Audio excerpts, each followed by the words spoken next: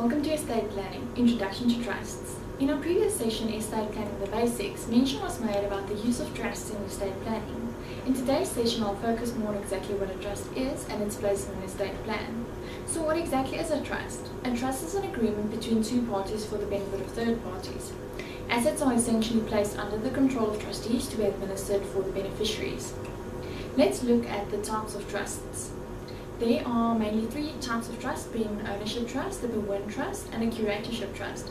An ownership trust is the most commonly used type of trust out of these three types of trusts.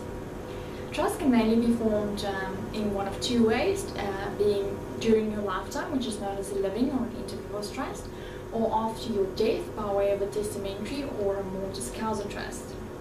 Let's look at some of the differences between a testamentary and an inter vivos trust. Firstly, an inter vivos trust will be formed during your lifetime in terms of a trust deed or an agreement, and because it's formed by way of an agreement, it's very flexible with regards to amendment. And fourthly, an inter vivos trust can be capitalized during your lifetime. With regards to a testamentary trust, it will be set up after your death by your executor, and it will be set up in terms of your will. Because of the fact that it's set up in terms of your will, it's not as flexible when it comes to amendments. Furthermore, the testamentary trust will only be capitalized after your death. Let's look at the capitalization of trusts. Firstly, inter vivos trust. Inter vivos trust can be capitalized by way of a donation from the founder to the trust. Because the donation is a gratuitous disposal of property, there will be a donation tax liability. Secondly, the inter vivos trust can be capitalized by transferring assets in the name of the founder to the trust. In this case, the assets are not transferred by way of a donation, but by way of a loan account or of a loan between the founder and the trust. In this case, there will be capital gains tax on capital assets, and there will be transfer duty on in the case of immovable property transferred to the trust.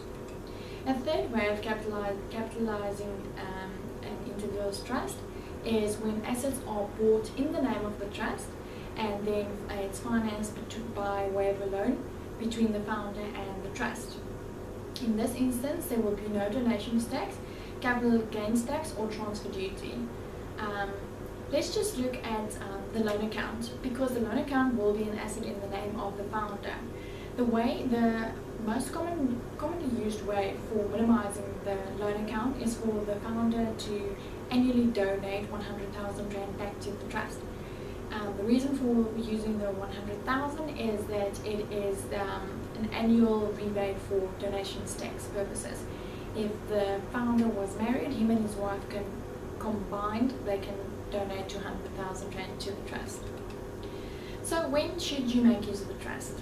Let's look at an inter vivos trust. You can make use of an inter vivos trust if you need asset protection from creditors, for estate begging purposes. You have a large estate which will attract estate liabilities on your death.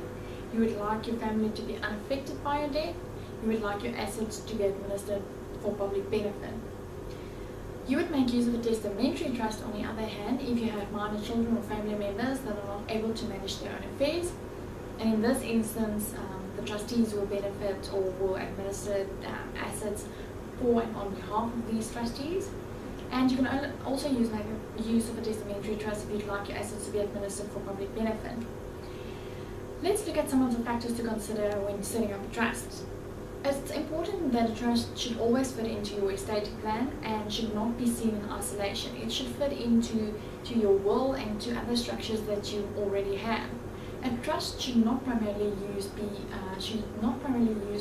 for mitigating taxes, as tax legislation might change, and then you have no other use for your trust. The founder should divest himself of control over the assets. This is just to ensure that the trust is not seen as your alter ego, because if it's seen as an alter ego, the trust assets will ultimately be seen as your own, and there's no purpose in using a trust structure. Trustees can only administer the trust assets in terms of the trust deed or the will. There are annual expenses to keep the trust compliant. and a corporate trustee will ensure that the trust is properly administered and will not be attacked by third parties. This is then the end of estate planning introduction to trusts. Just a reminder that this video is only for information and educational purposes and should not be seen as advice. This video was brought to you by KP Fiduciary Solutions.